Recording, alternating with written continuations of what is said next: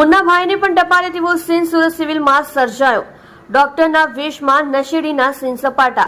સુરતની નવી સિવિલ હોસ્પિટલમાં દરરોજ હજારો દર્દીઓ સારવાર લેવા માટે આવતા હોય છે। દર્દીઓની સારવાર માટે અહીં મોટી સંખ્યામાં કાબિલ ડોક્ટરો પણ ઉપલબ્ધ છે।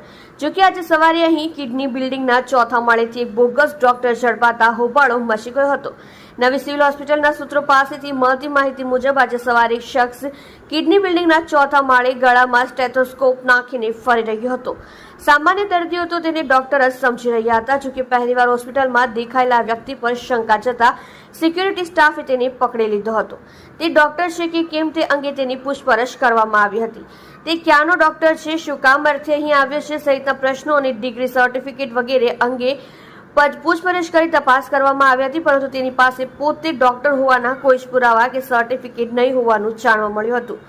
સિક્યુરિટી ઓફિસરના જણાવ્યા પ્રમાણે તે ડોક્ટર નહોતો, ફક્ત ગળામાં સ્ટેથોસ્કોપ નાખીને સીન સપાટા કરવા આવ્યો હતો તેવું લાગતું હતું।